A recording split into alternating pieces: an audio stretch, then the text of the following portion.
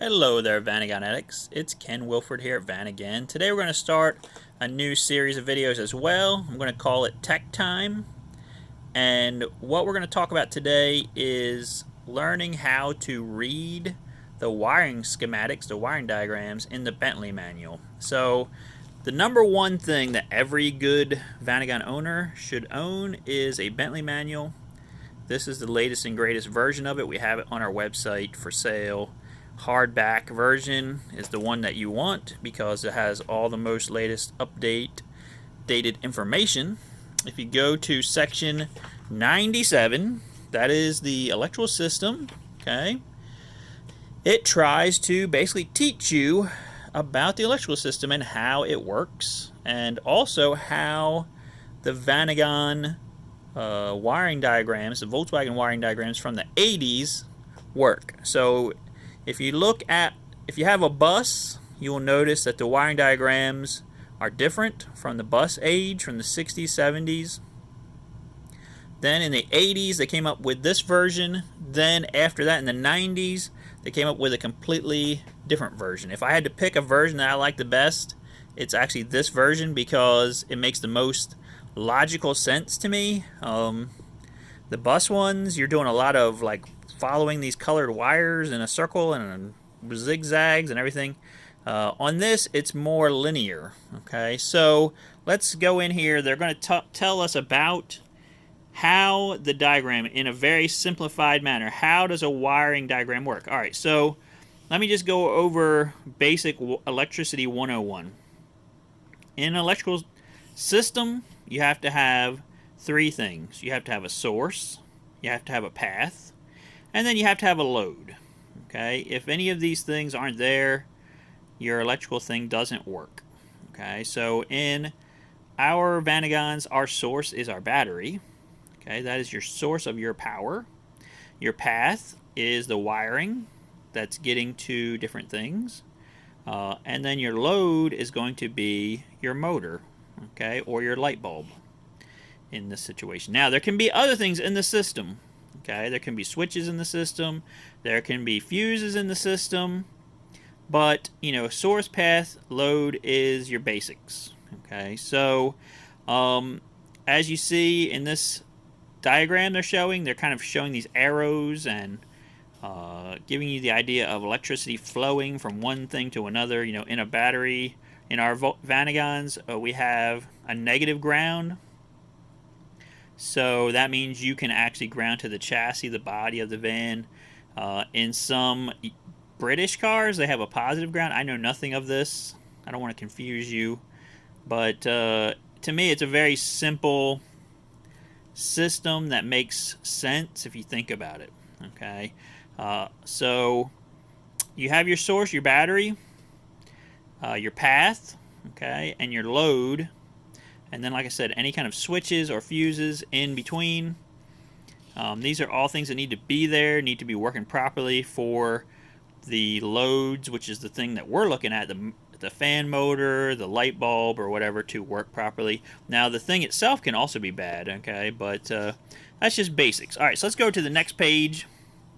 We'll get a more expanded view of things, of what they're trying to teach us. So, in the Vanagon wiring diagrams, they have this area above up here, okay? This area is actually your fuse panel, okay? So, if you just pretend this gray area is the fuse panel, okay, that's going to help you envision this whole thing. So, you look down by your left leg, left kneecap, and you will see a fuse panel down there as the driver. And at least that's in the American Vanagons. I don't know what the UK ones are like. Maybe your right leg. I have no clue. And you're going to see the fuse panel. That's what they're depicting here at the top of the diagram with this gray area. Then this section, okay, is going to be the connections from the fuse panel to whatever, okay, whatever things. Like here, there's some side marker lights or whatever. And then down here at the bottom, these are your ground connections. Okay, these are your ground connections. So you're seeing this fuse panel, you're seeing the wiring from it, you're seeing whatever you're trying to power here, and then you're seeing off the other side of it this ground connection here that's going to a gray strip at the bottom, which is all your ground connections. All right, so let me go to, and then over here on this next page, of course, okay, we have lots of emblems and symbols on here that people get confused about. What are they? Okay, the next page is basically showing you that. Okay, if you see this emblem, that means a light bulb. If you see this emblem, that means a fuse. If you see, let's see, one of the big ones you're going to be looking at too is also a motor. That's on here somewhere. But, it helps a lot to know, what you're looking at. Okay, so they have emblems that mean things. Here's the motor. I was looking. Here's the motor. So, all these things, if you're in doubt, you can turn back here to page 97.5. Look this up. You can go over here again to 97.4. It basically tells you all the things I'm saying right here on the right. Okay, it's trying to teach you things. Then down here at the bottom, okay, you're going to see as you look at the wires, they have letters. They have, they're not in color. It's in black and white. Okay, but you have these different letters on here. Okay, you see G, GY, BK, GY. Okay, what does that all mean? Down here at the bottom, there's color codes. Okay, and because this is a German-made wiring diagram, the colors aren't going to actually be exactly the same as an American thing. Okay, so like BK, what's that? Well, that's black. Okay, sometimes that's a little confusing to me.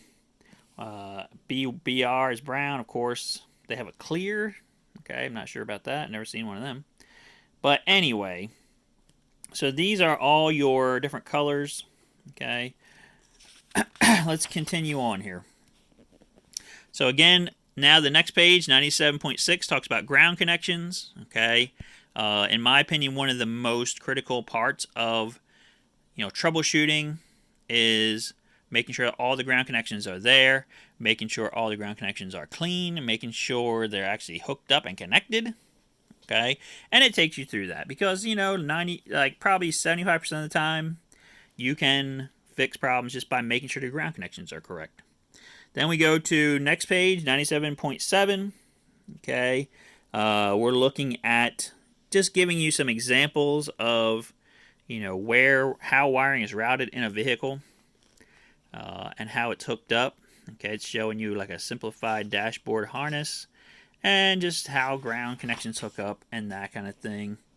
On 97.8, okay, it's showing you how cables and things are routed through the body of the car. I mean, you can learn lots of things just reading this book.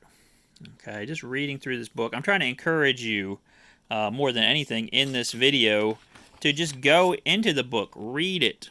Okay, a lot of people, the first reaction they have is go on Facebook, go on, chat with me and ask me questions. That's fine. Okay, but if somehow I'm not around, or somehow Facebook is not around, or whatever, you can figure this out on your own. Because a lot of times people call me on the phone. Guess what I do? Get this book out and start reading it and start looking at it. Okay, you see here's a ground connection on your transmission. Do you even know that that's there? You don't know, but you should look at it. Okay, now we're going to see they have pictures of the fuse panel. Here's the early version, 80 to 85, had this kind of version. Later on, that's actually still the early version. Later on, they had this version with the different style fuses in it. Okay, so you kind of have to know, what do I have? What am I supposed to be looking at? Then once you get past all that, that's basically like your intro, 101. Okay, now we're going to get into the diagrams itself. Now the earlier ones, they didn't fully get integrated into the whole, relay panel thing.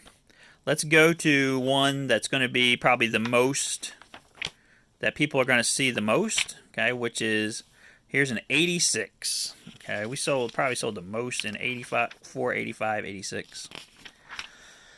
We're going to look at an 86. So at the beginning, this is 97.67. Okay, you're going to see a picture of the fuse panel. It's going to show you all these place locations for relays and numbers, and then below it you see the different numbers, okay, of the relays and what they are. When you look at a relay panel, most of the time it's not going to be completely full. Okay, there's going to be empty places. They're going to be stuff. They only used X amount of relays. And then later on, if they wanted to add features like heated seats or something like that, they would do it. If they didn't want to, they would be blank. Okay. Then next here, we have a list of your fuses.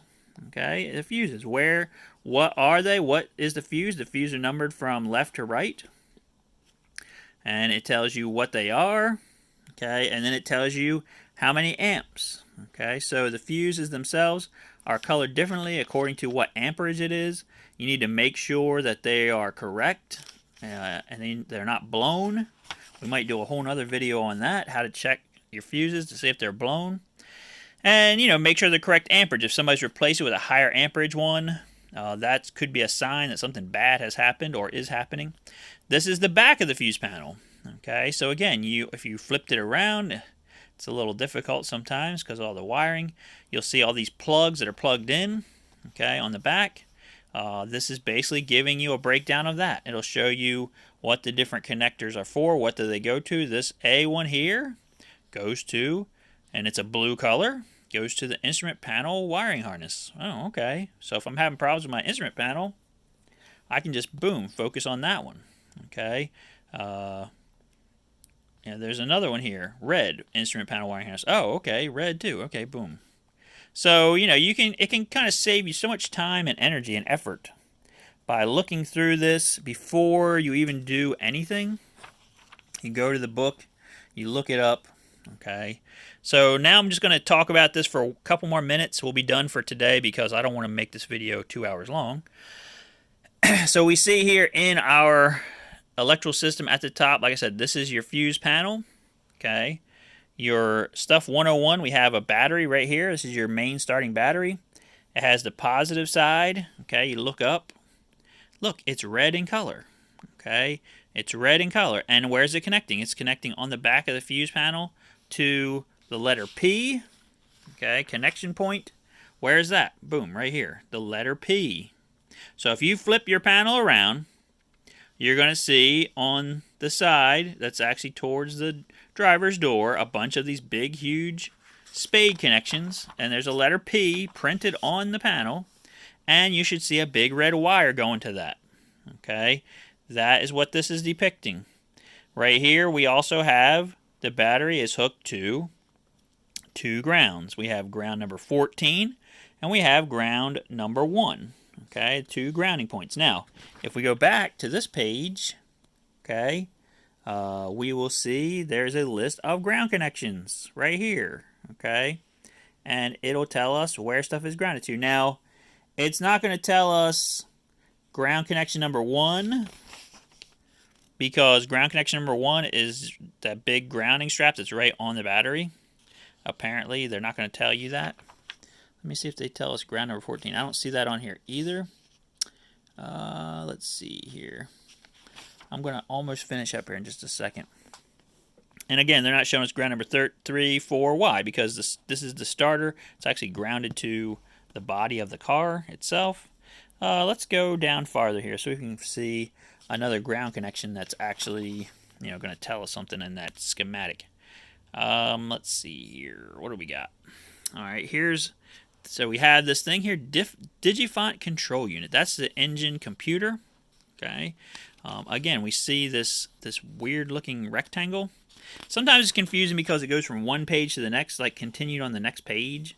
They don't really have an arrow or anything telling you that, but that's what's happening here. So if you look at the Digifont control unit, okay, again, we're seeing this is your computer under the back seat. If you have an 86, every pin that's going from the wiring harness to the computer, they're marking it with a number. Okay, number 17, number 10, number 11. Okay, and then you can trace things from that. But we're going to see 2 of the Digifont control unit. We have a ground on pin number 13, a ground on pin number 19. Okay, they're coming down here to grounding points 15 and 19. Oh, okay. Let's go back and see where are they at. Where are they located? Okay. Ground number 15 in the circle. Okay, it says in engine compartment under ignition coil. That's exactly where that is. Then number 19 on left side of cylinder head. Okay. So it's giving you locations of where the grounding points are for the engine computer. Okay, so do you start to see some of the logic? Okay, some of the logic. Let me finish up here.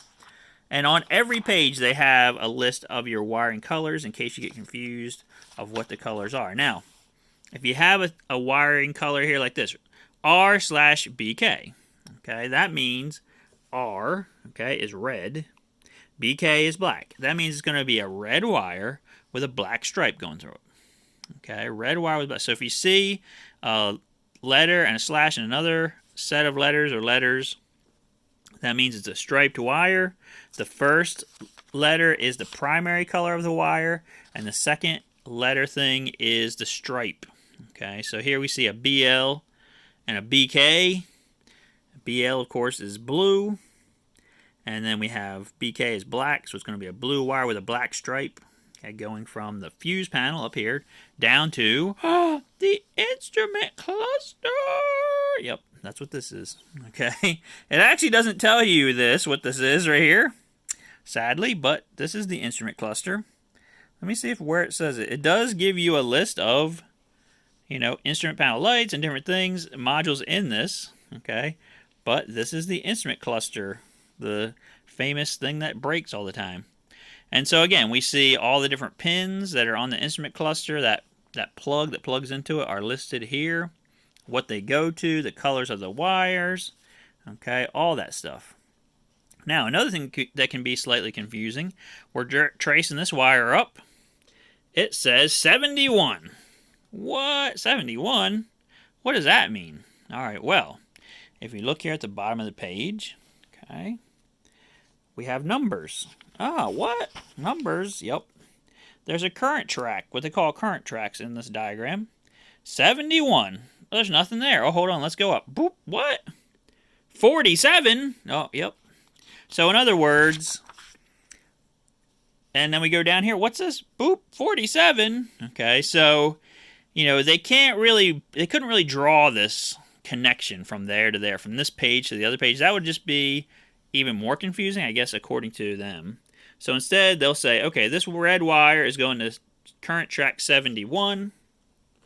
And then we look at the bottom of the page. Oh, that's on this next page over, 71. We go up, and here it is, this red wire, and it's going up here. Now, it's going to the fuse panel. It's going to this. This is a fuse. This is fuse number 3, S3. Okay? It is 15 amps. You see what I'm saying? So, this is just basic 101 stuff on doing this wiring. Let me do one more thing, and I'm going to call it a day. I'm not going to, you can't learn this in 10 minutes, but you can learn this if you start looking at it, reading it, studying it. It's not that difficult. We see this red wire. Okay, now again, it's showing us B12, right, for this red wire. That's coming out of the back of the fuse panel. It's plug B, pin number 12. Okay, we looked at those pictures of that plug. I'm not going to go back there again. So let's trace this red wire down. It goes to T2C. And then you can see the wire is splitting off. Okay, T2C. What does that mean? T2C, that is a plug. Okay, so when a single wire goes to a plug, we have to go back here to our indexing of this particular diagram. You can see where it says up here, wire connectors. Okay, you go down. T2C. It is a double. Get over there. I got termites. It's a double under the instrument panel left. Okay, so what does that mean? It means it's a double plug, 2-pin plug, okay, under the instrument panel on the left side. So if you pull down the fuse panel, or I'm sorry, if you pull the instrument panel out, okay, you'll see this double connector under there, and it will have some red wires and things going to it, and you can find it that way. Okay, so not only are they telling you where the wire is, it's coming out of the fuse panel, it's going here, it's going under the instrument cluster. We have a wire splitting off on the top side of this plug. We have 2 wires coming off the bottom. Okay, one of them is going to the interior light in the front. Another one's going to the makeup mirror light. Another one's going to T4, which is hooked to nothing. Okay, so it's a plug that goes to nothing. That's a thing sometimes. Again, they were trying to, you know, have extra wiring that did things in the future. Okay, this T4 is like a connection that's under the dash that was for, it says radio connections, so maybe it's used if you have a radio and they just didn't show it on this particular diagram. Also, if you look down here at the bottom, you see a description of what's on this page. Main wiring diagram, interior lights. Okay, and then it has a VIN up to this VIN. Okay, it says it's for the 86. Okay, so again, you want to look up, you know, what the one that's for your car. Okay, so say I'm working on a 91, which they changed the diagram after 89. Thanks for that. Say I want to work on that. Okay, I'm going to look up this one Digifont from 89. Okay, if I want to work on, let's see, the main one, the main stuff, I'm going to look at, you know, these ones that say main. Let me see if I can find main. Here we go. You know, I think the ones, I picked the wrong one, a bad example, because the later ones you have to go past everything else to get to that. See how all this other stuff is in between. They changed the main diagram, or the main wiring system, after 89. I think you have to go all the way into the back of the stuff to get to it. Yep, see? Now I went past all that other stuff, and from 1990, you have your own diagram. You know, don't ask me why they waited to change things. This is 97201. They waited to upgrade the harness and update the harness and do all kinds of stuff to the harness in 1990, right before they stopped making the car. Makes perfect sense. You know, I mean, we're going to like fix all the issues and the problems. It's going to be in the last year of using the car. But anyway, so, you know, make sure you're on the right page for your car. Okay, you look at the main wiring diagram. Okay, for that. But say you want to look up stuff about the central locking system, right? That has a separate little mini diagram just for that. But it says it at the bottom, right, what it is. Okay, central locking system. You've got cruise control. Okay, it has a mini diagram for that. All these different things are going on. So, you know, this is kind of some of the logic behind reading this thing. Again, part of reading it and whatever is just looking at it, trying to get used to it, okay, because it has quirks. I mean, why would you have all of the main diagrams at the beginning, and then you get to, you know, 89 and stop, and then you have all these sub-harness diagrams in between, and then you get to a certain point, and you're like, oh, I'm back to, you know, main diagrams again. That doesn't make, there's not a whole lot of logic or sense to that, but if you get familiar with this book, it will help you, okay? Another thing I wanted to say was some of these earlier diagrams, like for the 83, 84 water boxer and stuff like that, instead of having the gray thing at the top that is your fuse panel, they basically just show the